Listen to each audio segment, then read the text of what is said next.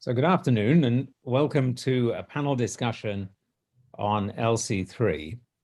I apologize, we're having a few technical problems here in getting one of our panelists to join, but hopefully we'll work on that and get him on board shortly.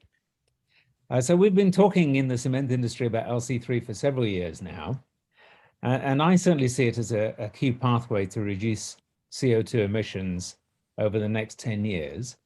And perhaps it plays a role while other technologies are being developed and scaled. So at this conference, in addition to the panel, we've got a flash presentation from Karen Scrivener, and also a tech presentation from FEVE, which is now available on demand, talking about flash calcination. In this panel, we're going to look at what's happening with LC3 and how we can accelerate development. And we'll have short presentations and introductions from our panelists, Dekeukelaere, Tongbo, and hopefully Tony Hadley, followed by discussion and Q&A. So let me just share a slide by way of perspective first. So just a reminder, this is what we're talking about with LC3. So 50% clinker, and then 30% calcined clay, 15% limestone, and a bit of gypsum. And the performance of LC3 in terms of strength, at least, is similar to OPC. There are some differences in other properties, which perhaps we'll talk about later. And then the other thing I think it's worth sharing is this slide, which is from the International Energy Agency. And this is looking forward for the next 50 years. I personally think we'll get there a bit sooner than that. But anyway, in this 2070 scenario, we're talking about calcined clay comprising 12.3% of the total cementitious material. So you can see that and if we add together the calcined clay and the limestone, then you have about 30% in total. So I think that the scale of the contribution that LC3 can make is significant. So with that said, I would like to go first to Anne. And Anne Dekeukelaere is the MD of Cementis, who are experts in decarbonizing the cement industry. She wrote a thesis on LC3 and the EU ETS, which underlines some of the limitations of the way that the ETS currently works, and is on the Harvard Online Library. And Anne worked for Holcim for 12 years before starting Cementis. Anne, let me hand over to you. Hello, thank you, Jan, for inviting. And I think LC3 is really a topic of today, as CCUS is a topic for the near future. So we have somehow decarbonization of CO2 of cement industry in the short term, medium term, and long term. And I think LC3 is really a short term initiative that the cement industry has to really take on now in order to reduce CO2. I think the less one day we will have to capture, we'll have to store is better than waiting until the carbon capture is there. So LC3 has been out of the lab since 4 or 5 years. I think we did a huge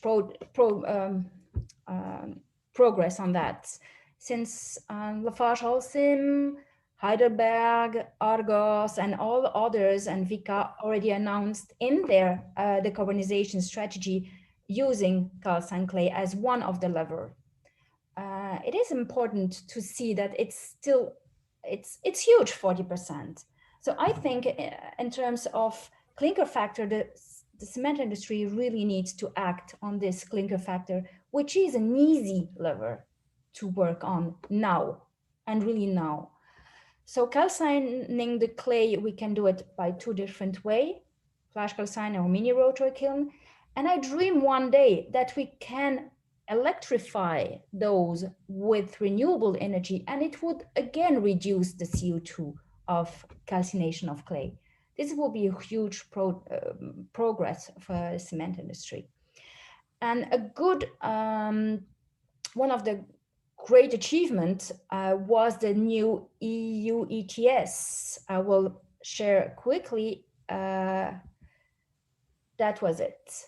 So this is the new EN 197 version 5 that was published in 2021, which authorized the CEM2C. CEM2C means that you may use a minimum of 50% clinker, which means that LC3 can be used.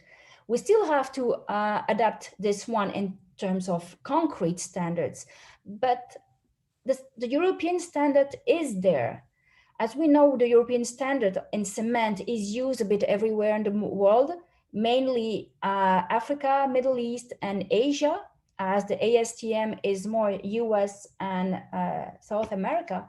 But this is already a huge achievement that we reach in order that it is recognized. We can use it. So now the cement industry just need to do their homework and to act. And I know some industry might be reluctant, saying, oh, what is this new cement? Will it stand a building? Will my building being destroyed? But I will tell them, please remember the day you used for the first time slag cement, fly ash cement. It was the same scary moment. But then we use it. We use all those material now. So we are at the same point now. Maybe the industry or some of the industry might be scared, but no, we have to go, and we have to go quicker than we do now. So thank you, Anne. I have some questions, but we'll come back to that in a minute. If I could go next to you, Tongbo. So Sui Tongbo, before joining Sinoma in 2010, was with CBMA and has spent over 20 years in the research and development of low energy and low CO2 clinkers. He's a visiting professor at Tongji University and at University College London, and also the head of the UN International Center for the Advancement of Material Technology. So Tongbo, can I hand over to you and ask you what's happening with LC3 in China these days? Thank you, Anne, for thank you for the kind introduction, and also I wish to express my gratitude to to the organizer WCA for organizing such an important virtual conference, seeming on the future net zero cement concrete. That's very important. So allow me to share screen first. Once again, I'd like to thank you, Anne, for the kind introduction. Good morning, good afternoon, and good evening, distinguished colleagues. My name is Tongbo Sui. I'm from Sinoma International CNBM. I'm very happy to take the opportunity to share with you, the presentation today, the comparison of the calcining clay with rotary kilns and flash calcining for the production of calcine of LC3s. And this actually is a part of the result we obtained from the international collaborative project funded by the Ministry of Science and Technology of China. First, just a few words about the project, about the China national projects. The name of the project is development of the key technology and equipment for new low carbon cement and international demo application. So the new low carbon cement here refers to the limestone calcined clay cement, the so-called LC3. This actually is a three-year national research project starting from 2017. It's supposed to be completed last year, but due to the pandemic, we have to extend the project until this year. We're going to finish this year, this month or next month, depends on the timing. So taking the opportunity, wish to also to thank all the international international project partners, led by Professor Ken Springer, EPFL Switzerland, and also Professor Madrina from UCLA from Cuba, and also the Professor Bishnoi from IITD India. The Chinese project partners, actually, the leading organization is Sinoma CNBM. I wish also to thank my Chinese colleagues, Professor Peng Kunho from University of Jinan and Dr. Chen Yu from Subert. And there are two key parameters for within this project. The first lies in the aspect of cement concrete performance. We're going to produce the LC350 as Anne already mentioned with the LC350 with a clinker factor of 0.5. So the resultant LC350 exhibit equivalent 28-day compressive strength compared with Portland cement without the addition of blending materials. And also the LC350 exhibit excellent durability, specifically in terms of the sulfate resistance and chloride ingress and so forth. So I won't mention much about the performance of the cement concrete, because Karen will have much better presentation on the durability of the LC350. And the second parameters within the project is to develop the energy efficient calcination system. That's what we call the suspension calcination technology equipment.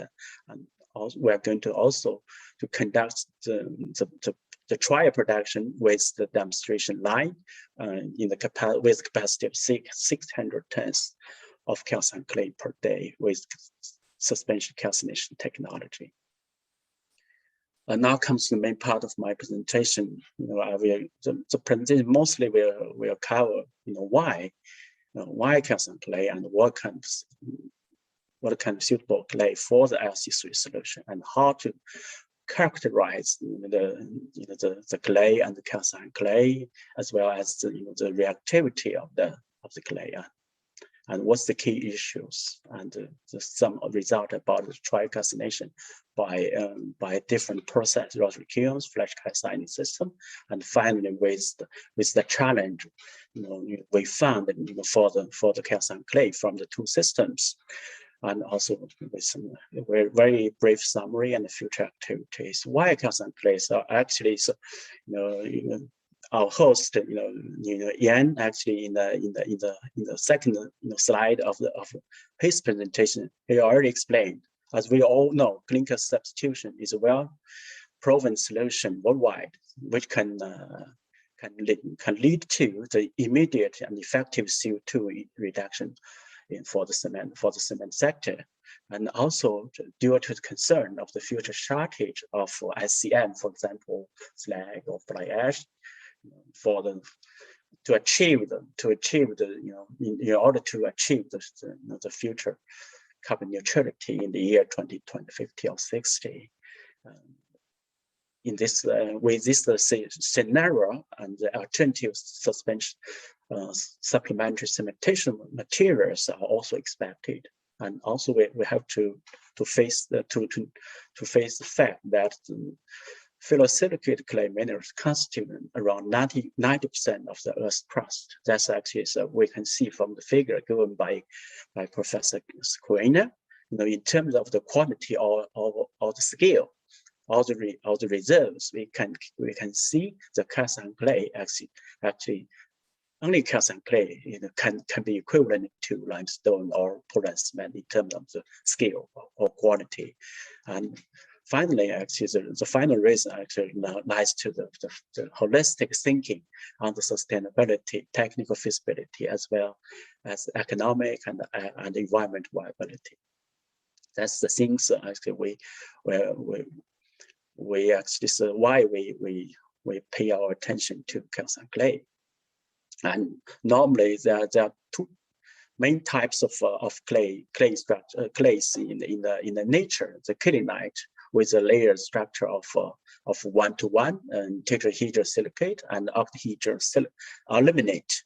And the second clay contains montrelinite and alite with the tetrahedral silicate and the octahedral aluminate in a ratio of 2-to-1, like the structure of sandwich. So we all know that, years ago, decades ago, the metal kaolin has been proved, to be as a highly reactive SCM. These are not new. An international benchmark test in terms of the relationship between the clay and the reactivity or the strength, and revealed that with the increase of the kaolinite content in the raw clays, we see that the increase of the reactivity or the compressive strength. But we don't have to go with highly high content of kaolinite clay because of the economic viability. So the result indicated that clays containing 40 up to 60% of kaolinites is very good enough for producing the very good LC350. This actually has already confirmed by the result of a laboratory test, as well as the industrial trial production from rotary kiln process and suspension calcination process. The key issue certainly actually is to activate the clay through thermal and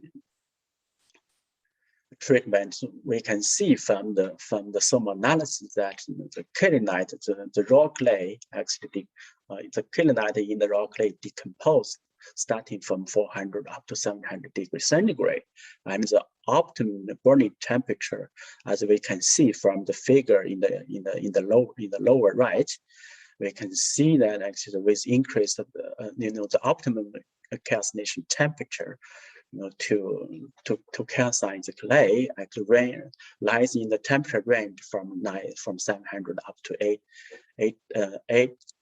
850 degrees centigrade. We have to pay attention that be careful with the temperature control, because when we look at the temperature going from increase from 850 to 900 degrees centigrade, we see a sharp decrease of the reactivity.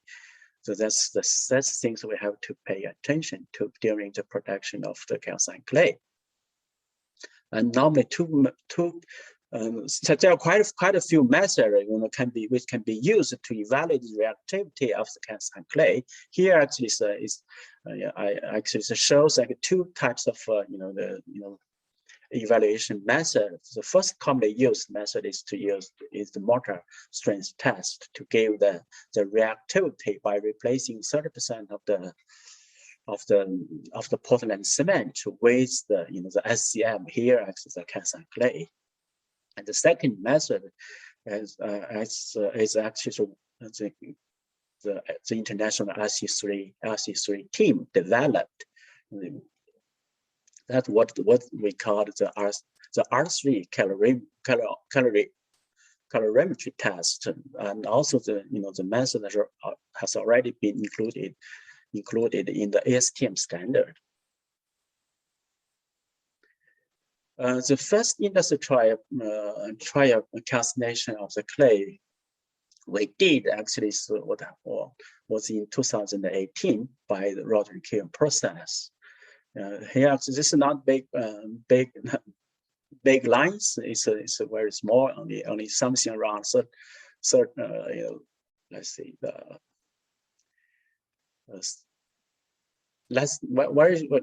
let's see, something around 10,000 tons per year. For producing the metal kaolin, we use the small system to conduct the industrial trial for the calcined clay. The important two aspects, as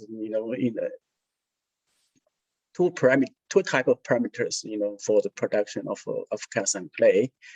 The first is the proper control of the thermal history during the calcination process. And another important issue for the calcination of the clay is the kind of control of during the calcination process. To maintain the reduced atmosphere during the process. This is very important. Another important issue for calcined clay. And the second industrial trial we did for the calcination of clay is by the suspension calcination technology. The process actually is developed by Sinoma within this project. The pipe production for calcination clay we did actually is the suspension lines we developed, and also in China, the owner of the process is Super New Materials in Zhenjiang, Jiangsu province. The pilot production actually was made in 3 years back, to 2018. Oh, no, sorry. So in January 2019, actually, so the picture in the left shows actually the plant visit of the Subater SCT line, actually with all the participants of international colleagues. You see the beautiful lady, with red t-shirt. That's Professor Karen Screener. It's also worthwhile to mention that the suspension calcination process is kind of a versatile process which can be used for producing many types of organic minerals. For example, we already completed a project, industry project, to produce the reactive lime with a capacity of 300 tons per day in China. And also we are now implementing another industrial project to calcine the clay with the SCT system we developed with capacity of 1,350 tons per day, and the maximum capacity can be 1,500 tons per day. And the project is going to be finished next year. Now, actually, I can see that we also find the challenge, with LC3 50 cement and concrete, lies in the aspect of water demand and workability and the superpellicized dosage. As we can see from the last figures, we can see that at the addition of calcined clay reduce the flow rate of the mortar, no matter it comes from the SCT calcined clay or from rotor kilns. And the other thing we can find from figures that calcined clay by the SCT system has better mortar flow rate compared with the rotor, the calcined clay from the rotor kilns. So we have to, and also I have to mention that with the calcined clay from the rotor kilns, we have to triple. We have to double, even triple, the dosage of superpellicizers in order to get, the similar workability compared with normal Portland cement. That's the drawback for especially for calcined clay from rotor kilns. We try to figure out the reason. Here shows us the microstructure observation. We can see from the morphology of the raw clay and the calcined clay from the two processes. We see that we can draw the conclusion that the difference in the thermal profile of the calcined clay by the two processes actually determines the workability as well as the reactivity. In one word, flash calcining system has been proved more efficient compared with rotor kilns to ensure the lower carbon footprint cost. And in the future, we're going to optimize workability and the workability and optimize process, especially the color control. And also we're going to expand the size of clay to follow the same LC3 solution. Thank you very much for your attention. Tongbo, thank you very much. You're welcome. lots of questions come up out of that as well. But let's first go to Tony. So Tony, welcome. Glad you managed to overcome your technical difficulties there. Tony Hadley has spent the last 11 years advising and running projects mainly on cement and mainly in Africa, and spent COVID, I think, successfully working on turnarounds of financially distressed cement companies. Previously CEO of Dangote Cement, and before that regional president for Africa for Blue Circle, and later Lafarge. So Tony, you've been getting involved in LC3 projects. I look forward to hearing your perspective. Very good. Well, thank you, Ian. Thanks for inviting me on here. And obviously, we're in a fascinating moment in our world. We've got more change and more transformation in our industry than ever before, driven by ESG, driven by enormous discipline amongst some of the players, which we haven't seen perhaps ever, or certainly in most people's lifetimes. And the calcined clay story has been accelerating over the last 2 years. We started getting very interested in it about 1.5 years ago. And obviously some magnificent work being done on the technical side of calcined clay. So about 1 year ago, we started to look really very much at the commercial side. This is an amazing evolution that can significantly reduce in a quick way. We don't have to wait for all the more complex carbon capture, etc. It can really make a big impact to the CO2 that is pumped out unnecessarily by our industry. So I'm just going to share my screen and give you a little bit our views of, very briefly, of commercializing calcined clay, taking it from the labs, taking it from the theoretical into the practical. Now, clearly, it's been around for quite a few years. In its recent format, it's very new, and there are very, very few, let's call it brand new, installations of the current LC3. And I think if we're going to win on this story of decarbonization, I think it's remarkably simple, but it's going to be many, many levers which need to do it. But fundamentally, we have to reduce the percentage of clinker in cement. We have to reduce the percentage of cement in concrete. And we have to reduce the amount of concrete in every unit of building we do. And that's obviously not popular amongst many in the industry, because it means the industry is going to be shrinking. And we can see people like Holcim reacting with a pivot into lightweight building materials and out of some of their classical cement activities. So in terms of calcined clay, the basic key thing, raw material, kaolinitic clay, converted into calcined clay, and then introduced into the market in LC2 or LC3, and obviously there's a great deal of work to be done there. Calcined clay is not going to be applicable in every market.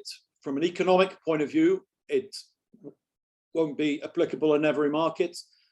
And also from a CO2 point of view, it won't necessarily be applicable in every market.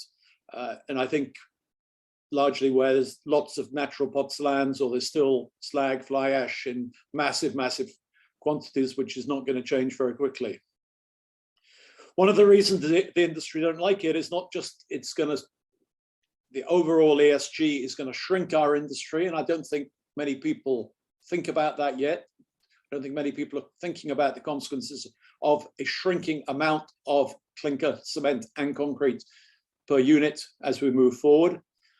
It's also not popular amongst many of the cement companies because the capex, as you build capex, you build extra calcined clay lines, you are basically increasing capacity in a world where we are already running at something like 60% utilization factor only of macro capacity.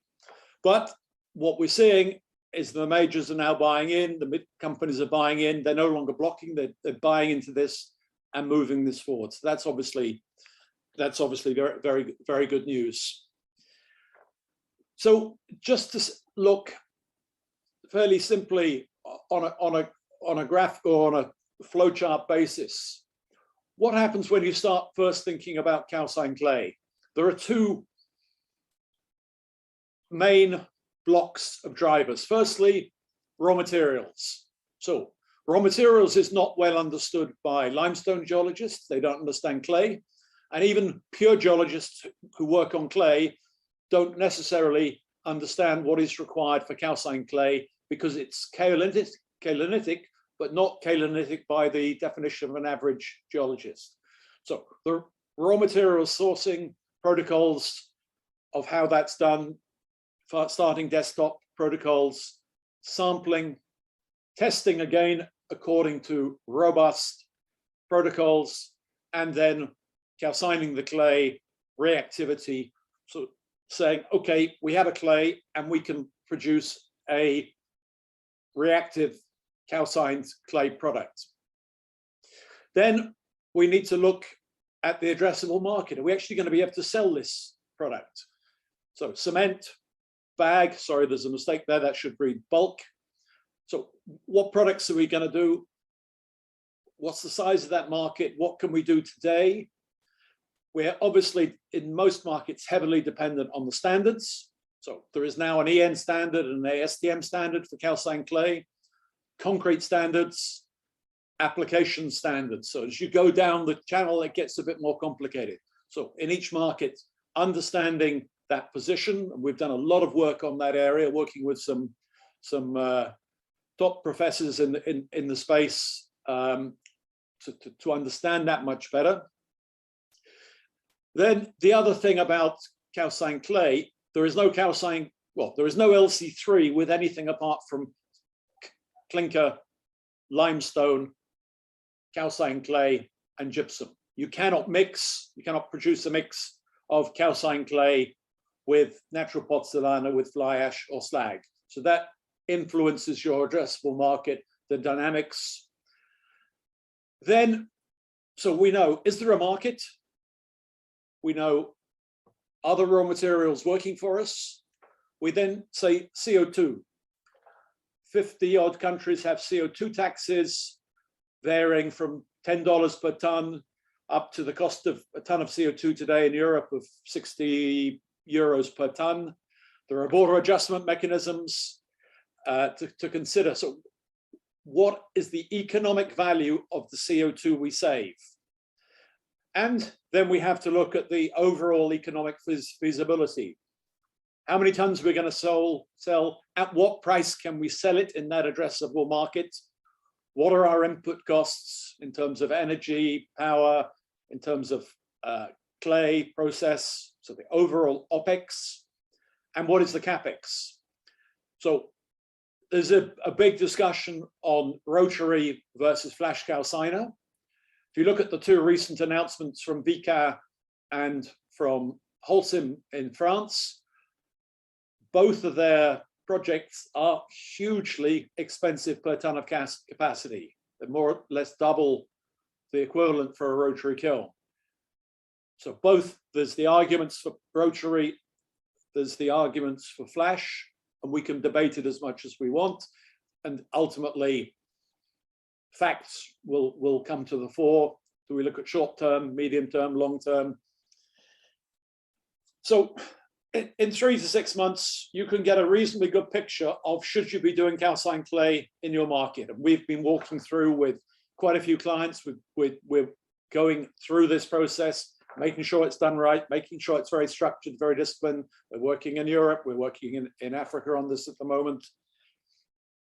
We then move into, let's call it a feasibility study and an eventual bankable feasibility study. This can take 6 months, it can take 12 months. And then if you're going down a rotary kiln solution, a further 12 months for the construction of the rotary kiln. The one in Côte d'Ivoire was about 12, 13 months. So in the feasibility moving to bankable feasibility.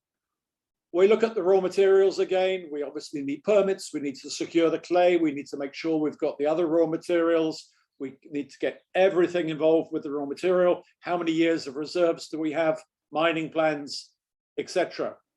With that, we're then going to run, very importantly, industrial trials. The industrial trials to get us product to help move standards if we need, to discuss with clients, to get offtake agreements. So we have to build a whole picture of how are we going to get this product from a theoretical product into products that our customers are going to buy.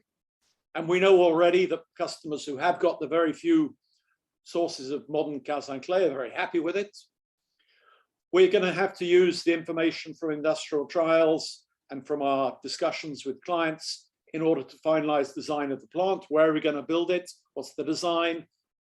Which of the technologies are we going to, permits, infrastructure, etc., etc., etc., which will then allow us to prepare a bankable feasibility study. We're going to be looking at the OPEX, we're looking at the CAPEX, and we're looking at the product portfolios that are allowed by our product, are allowed in the market, are allowed by the standards, and the economies, and defining our route to market. We go back to the technical side and we're going to run EPC tenders and we're going to secure funding. We then validate our business case. What's the volume we're going to sell? At what pricing structures? Our revenue? What's our variable costs? Fixed costs, SG&A? And what is our EBITDA and return on investment going to be? Does it make sense? Can we have the funding? All of that comes together. We then push the button and move towards plant construction, commissioning, and ramp up. And again, that can take something like 12 months today. So that's a very rapid overview of what's happening on the macro basis. How do we run a pre-feasibility? And then what will be the feasibility study, the bankable feasibility study, which we combine there in a single slide, and getting the plant ready. Tony, thanks for that. Tongbo, I want to bring you back in just a second because I'd like to have this rotary versus calcine, at least a brief discussion on that, which promises to be something that the two of you might disagree about, which is always fun to have. But before I come to the two of you, and could I just ask you, you're making a comment on the standards. I recall that your paper that you wrote, your thesis that you wrote a couple of years ago, you looked at the way that the ETS treated LC3. With the new standards and with the new ETS, the phase 4 of the ETS, has any of that changed, or is it still basically the same situation? Not at all, because the EU ETS is based on the clinker production in the past years. Right. So, and with a variation of 15%, 1.5, which means that if you are considering lowering your clinker factor, you will automatically reduce your production of clinker, which means that if you reduce over 15%, you lose your allowances. Use the credits, yeah. Okay. So the credits, the free allowances will stay until it's finished, until maybe hopefully 2025. Okay. Okay, thanks, Han. Tongbo, Tony says that the suspension calcine is too expensive. Did you, what have you found? I mean, obviously the costs in China are a little bit different, but what have you found in comparing the two types of calciners? You're on mute, Tongbo, so he's winning the argument. Tony's winning the argument here at the moment. Sorry. To my understanding, actually, if we build the facilities, from the the greenfield, that's the new facilities. I believe actually the flash calcining system is more simple because we don't need the kilns. We just actually to keep the preheater and the precalciner, but without the kilns. But if we have to make it, with the rotary kilns, then we have to have the kilns and with preheating treatment. So that's one thing. The other thing is that when for rotary kilns, for distribution of the rotary kilns, we need more land, to erect the facilities, and yeah. And in terms of also the energy efficiency, that cannot they cannot compare. Okay. So Tony, you have a comment? The cost and the performance. Okay. Obviously, we're very early days in this whole story, and we respect enormously the ability of Sinoma and China in general to bring the cost of everything down to intelligent levels. So I hope you're going to be doing your normal job very efficiently of bringing capex down. For now, we only look at, we know what the cost of Ivory Coast was, round about. We know its capital intensity. We discussed with a rotary kiln manufacturer in Europe, there is no preheater in a rotary kiln for calcined clay. You process the clay and the clay goes straight in, because the technology is a double kiln. It's got two pieces, two different diameters. It rotates at different speeds. Yep. And the water reduction or the moisture elimination takes place in the first half of the kiln, and then you move to calcination.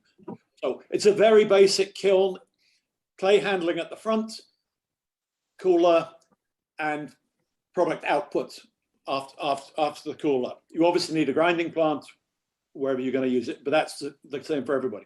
So all I look at is if I look at the quotes we have for rotary kilns for real life examples, if I look at the Ivory Coast example, I don't look at Argos in Colombia because there was a hybrid and was hugely expensive. But if I look at WCA, who made an announcement recently, I think the WCA cost is 226 euros per ton. The FLS for Holcim is 150 euros per ton.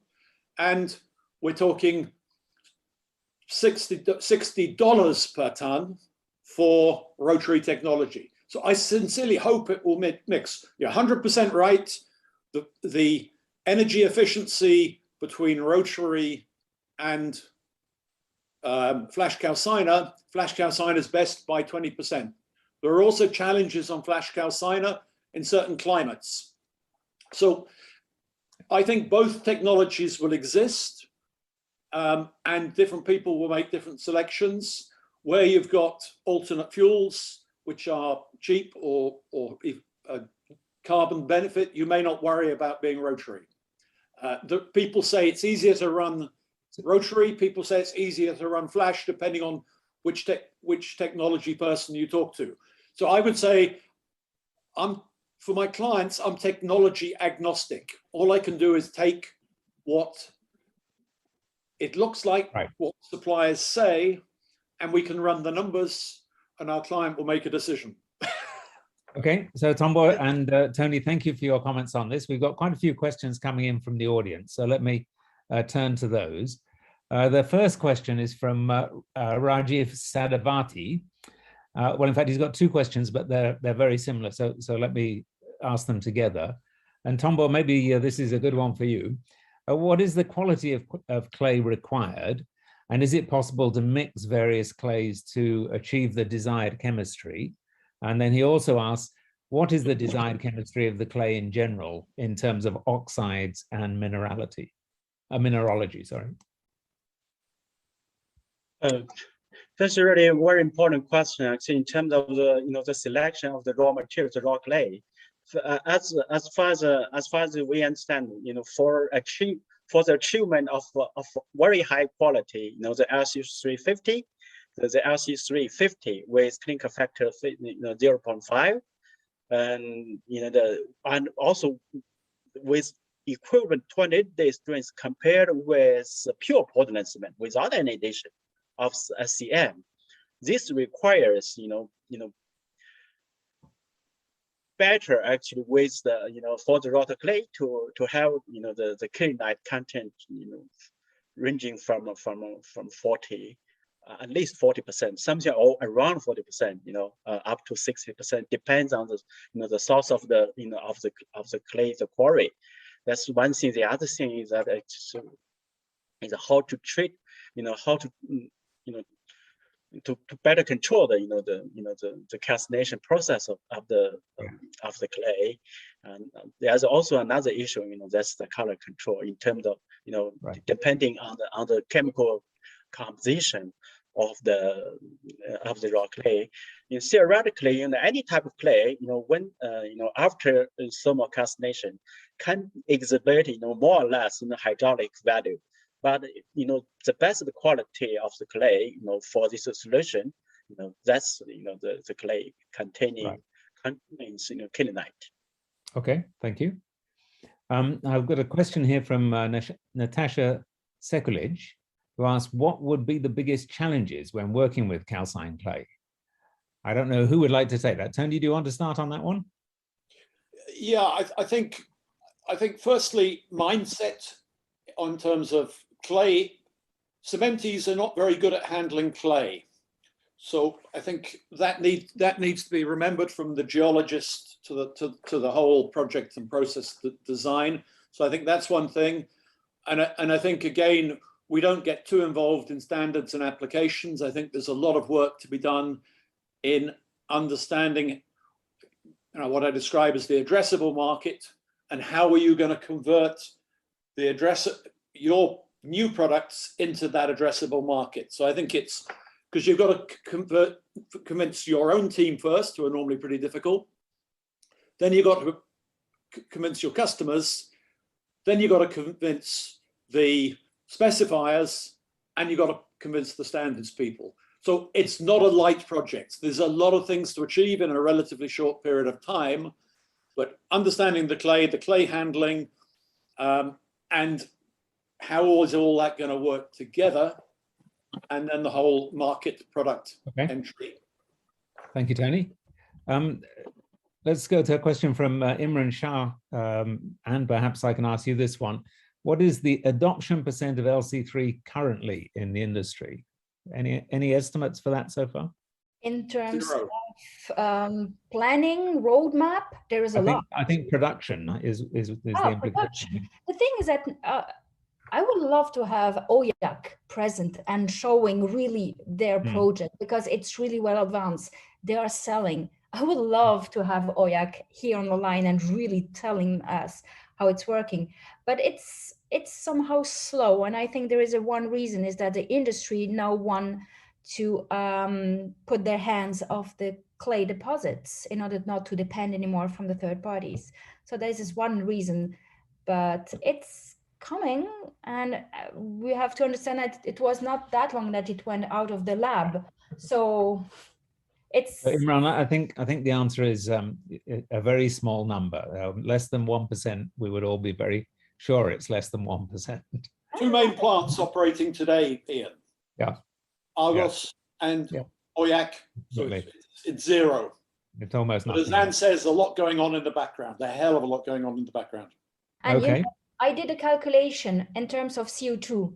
If I take the CO2, like you said, Tony, 60 euro per ton, my OPC, if we would be one day tax on CO2 by any gram of CO2 in the product, my OPC would have a 47 euro of CO2 tax, and my CEM2C, so the LC3, would only have 30 euro of CO2 tax. So, compared to the price of a normal OPC, and we said same price for LC3, it would be for OPC a 66% increase of price if everything is on the consumer, and a 41% increase for LC3. So I think the day the CO2 will be imposed, we will see the difference, and we will see people hurrying up and really producing. Ian, just to add to that, perhaps something. It's very clear. The cement companies wanted this to go away. It's not going away. So now they're working very secretly, doing an awful lot of stuff on it. In Côte d'Ivoire, the introduction of OYAC has forced, I always said it was going to be totally transformational. already people were struggling to make money. Now they're not only making money, not making money, but they're doing what happens in those markets. They start cheating. Yeah, yeah. So the proof is there that it works. It's just going to take time. Yep. Yep. Absolutely. Thanks for that, Tony. We have time for maybe one quick question, Tongbo, that I like to throw at you, actually from one of your colleagues, Ma Jiamei, and she asks, is it necessary to control the color? Why do we care about the color? That's really a question. For me, actually, so I like the color, the yellow color, the bit reddish color. I like that. But actually, so mostly actually, for Portland cement, the consumers, they prefer to have something, in gray, the materials. That's really depends on, the customer's demand. So we have to meet that. We could build the world like a Jaipur, all in pink. Yes, absolutely. Yes. Now, I mean, my experience with this is that customers really have a feeling about color that depends on where they come from and the traditional color of cement in that area. I remember that in Huangsha, traditionally the cement was pink, and everybody thought pink cement was the best there was. So I think it's when the color changes that all customers say, oh, there's something wrong, the color changed. So the key thing is you have to keep it the same color. Anyway, we are running out of time. In fact, we have run out of time. So thank you very much to Tony, to Anne, and to Tongbo for participating in the panel. I'm sorry, there are one or two questions we didn't get to, but we'll try and answer those in the chat. Thank you so much. So thank you very much. Bye-bye. Thanks. Bye.